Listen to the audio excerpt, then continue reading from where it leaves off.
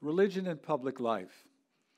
We have to make the distinction between church and state and the issues involved with church and state and religion and public life. When we speak of religion and public life, we're looking at the underlying principles to the various expressions of culture. Culture involves the forms in which a organized group expresses itself. So in our culture, that political democracy, economic activity, social activity, our art, our music, even science and technology, the question we're asking is, what are the underlying principles of which those forms, those institutions are expressions? With church and state, the U.S. Constitution obviously makes a distinction between government that must not support any religion nor oppress religious expression. But the famous theologian Paul Tillich emphasizes that religion is the ultimate concern, the meaning-giving substance of culture. And culture is the totality of forms in which the basic concern of religion expresses itself. So at least it's important to look at, in any expression of culture, what are the underlying principles? What is the worldview that is expressed? If, for example, in the West, certainly for at least 4,000 years, from Abraham to Moses, Jesus to Muhammad to Martin Luther King, the emphasis in Western culture, and now a good part of the Middle East, half the world, has emphasized that an ethical, loving God is the foundation of culture, that human beings are created in the image of God. What I've said is the perhaps most important idea in human history, that we are created in the image of God and we have a covenant relationship with God. God demands certain things of us, to love God and to love people, expressed in the Ten Commandments and many other ways.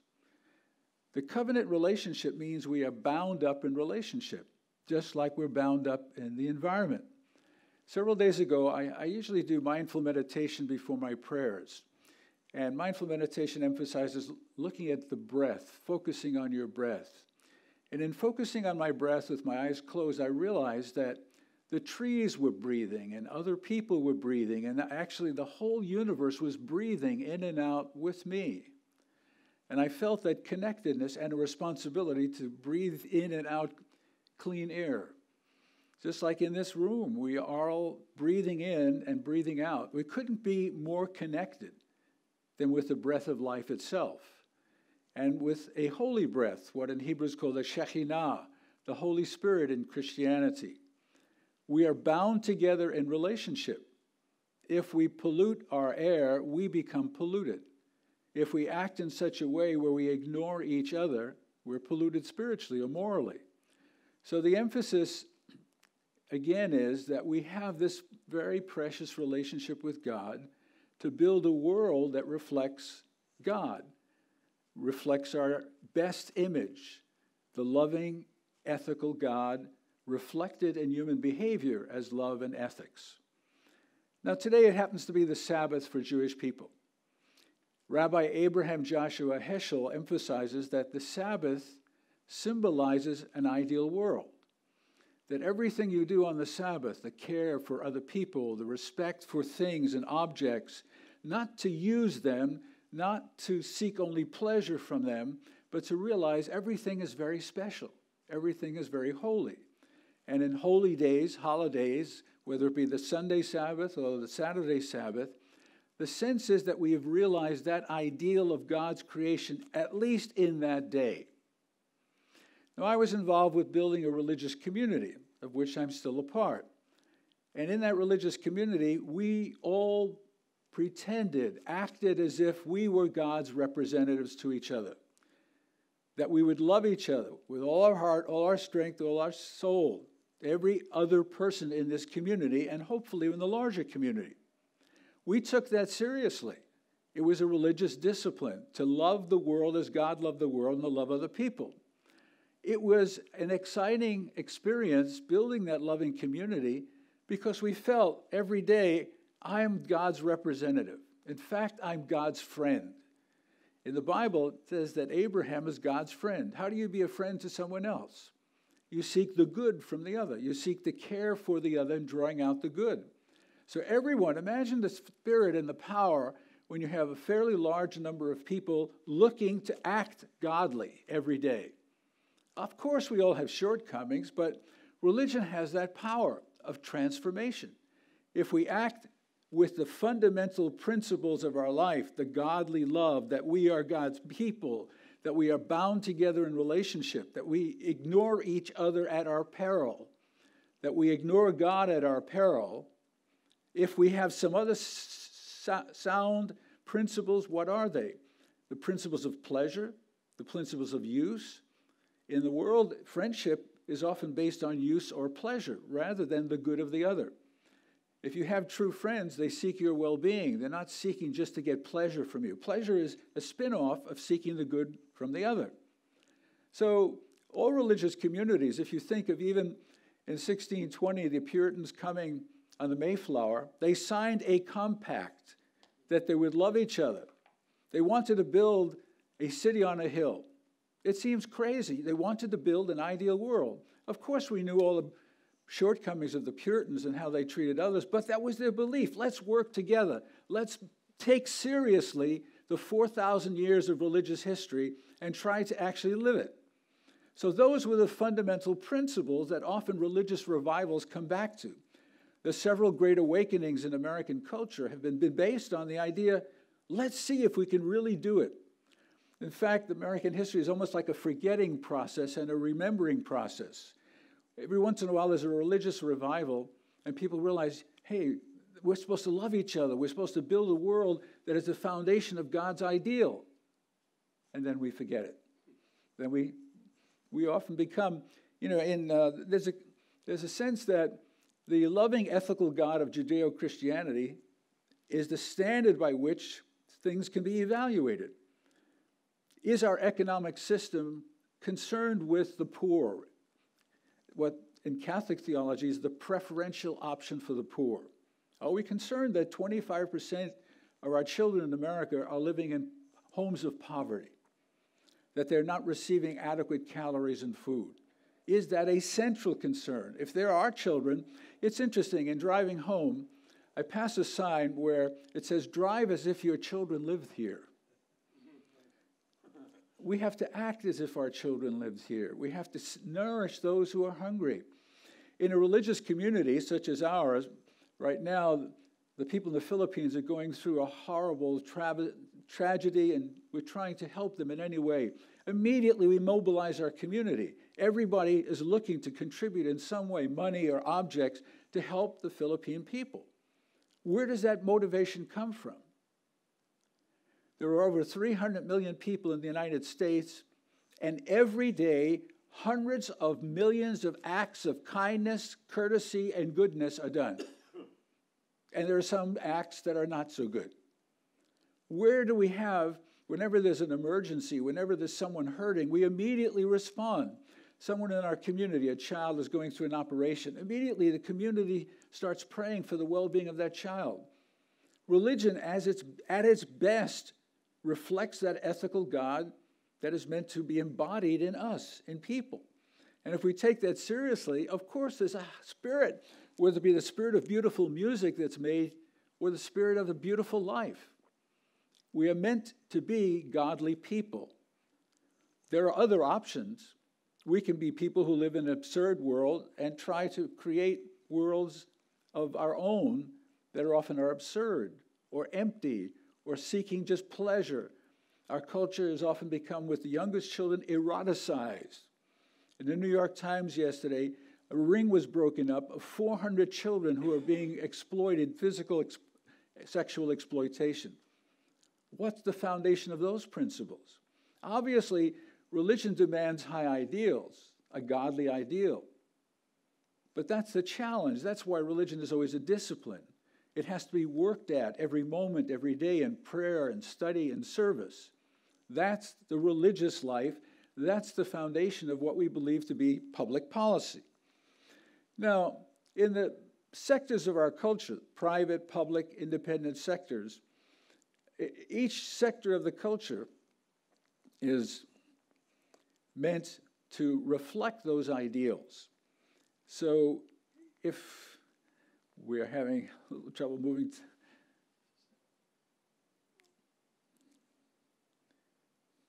there's a PowerPoint presentation, but PowerPoint is not functioning. Okay. John Paul II emphasized that the spiritually mature person is the foundation of culture. That to have a moral culture, we're talking about moral individuals, people who embody that godly ideal.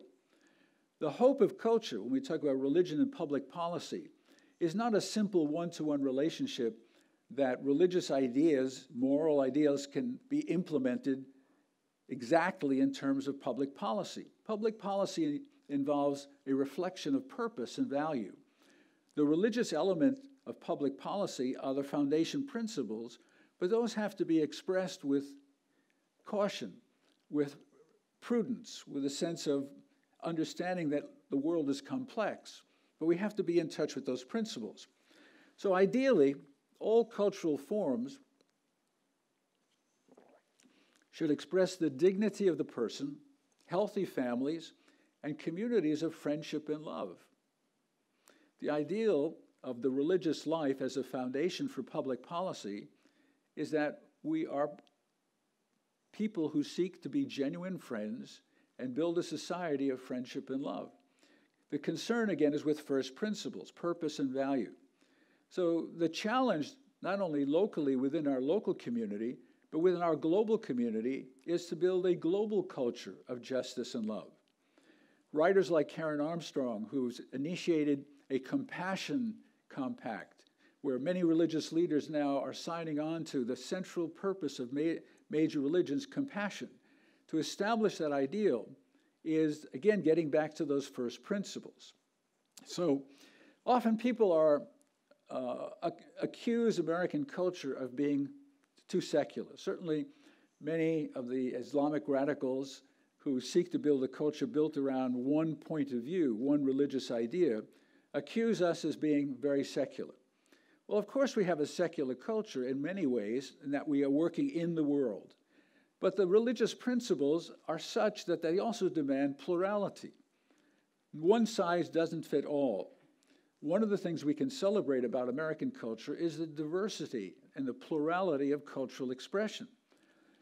Emphasizing first principles does not limit the way in which we express those principles through various cultural forms.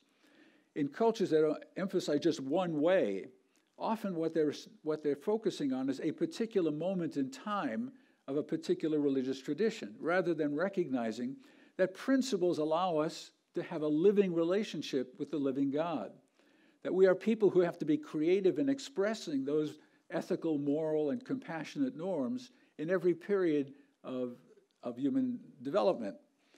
So also, we can become people who, on one level, in the United States, if you study the founding of our country, the founders talked about the common good a great deal, that individuals, and in terms of the emphasis on people joining groups, the famous study by de Tocqueville of American democracy, is that he emphasized that the uniqueness of Americans are they're strongly individualistic, but they're always talking about working together toward the common good. Robert Bellah, in a book several years ago called Habits of the Heart, explained that that ideal of the common good has eroded, so that, again, individualism becomes the end point. People are no longer thinking about, does my action reflect any kind of basic first principles?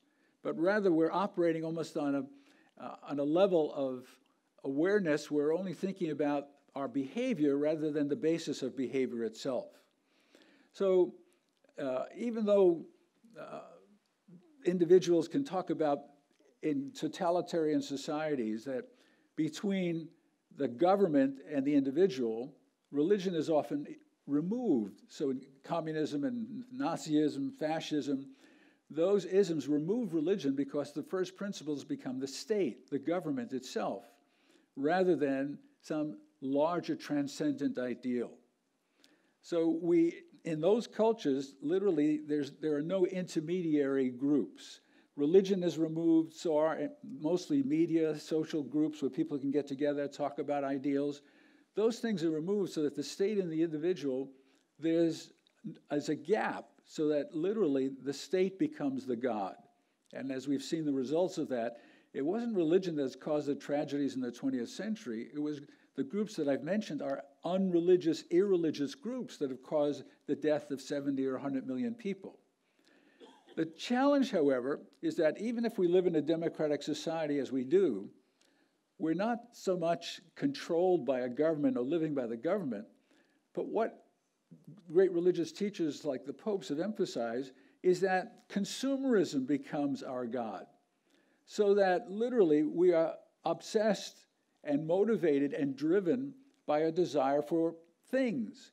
The getting and the spending of things becomes our God, so to speak. So it isn't fascism, it isn't communism, it becomes consumerism, where we define our lives often by what we own, what we have. I just read a book that I've mentioned earlier about one of the famous corporations, high-tech corporations right now, where the people, the workers, are treated very poorly, very badly, but are being paid enormous salaries. They're willing to sacrifice 5 or 10 years of their life to become multimillionaires working for these corporations, and yet the quality of their life is often debased. It's very difficult to give up a normal life, a life of love, compassion, and fairness for 5 or 10 years so that you can then accumulate huge amounts of money and then retire. Every moment is a moment of responsibility from a religious point of view. Every moment is such where we either are in touch with those fundamental godly principles or we're not. So mass culture can actually create us and be our religion as we create mass culture. More ethics and morals are learned by the 11 o'clock entertainers from Johnny Carson to Jay Leno than in probably all the churches in America. People will go to church, they will do good things, but we imbibe and are permeated with the films and the TV shows that diminish and degrade the quality of human life. Religion and public policy means the creation that we do, the things we do, the forms we make, whether it be TV, films, economic activities, or whatever, if we're not in touch with those fundamental principles, we often diminish the divine image within us, and we have no connection with any transcendent ideal. We are locked within particular cultural forms, and we can't get beyond those cultural forms. So it's necessary. Richard Newhouse wrote a book a number of years ago called The Naked Public Square.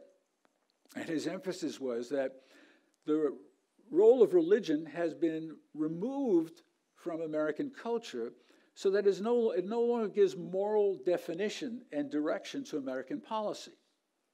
If religion has no place in our culture other than on Sunday at 10 o'clock or 11 o'clock, and then people live the way they want to live and ignore pretty much how to apply those principles, then we're not giving the policy activities, the practices that we do are often unrelated to our more profound principles.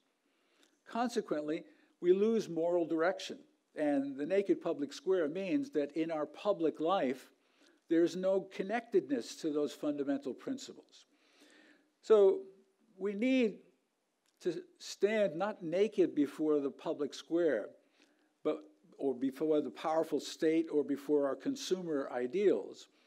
We need to be disciplined to reconnect. It's almost like needing moral rearmament, but connecting not just with moral principles, but again, that fundamental idea that we are created in the image of God, that we have not a contract with God, but a covenant.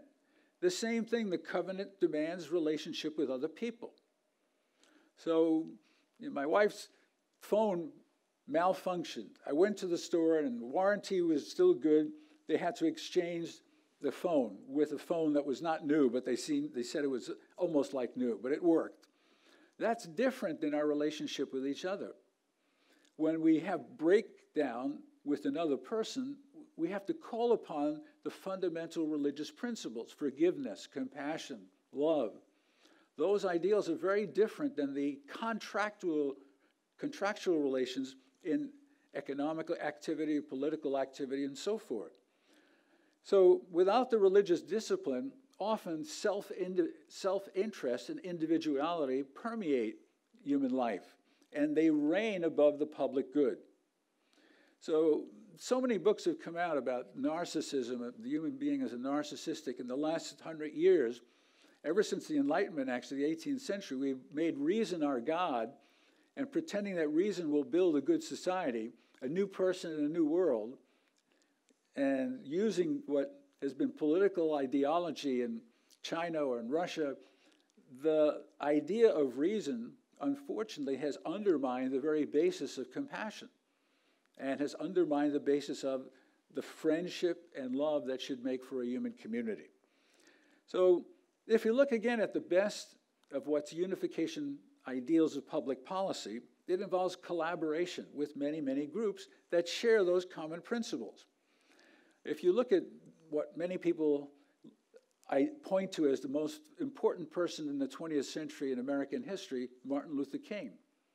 Martin Luther King and the civil rights movement is not just as a social activist. In many history books, they talk about Martin Luther King as a social activist involved with civil rights. Martin Luther King was a minister. His father was a minister. His whole life and teaching was permeated with religious ideas.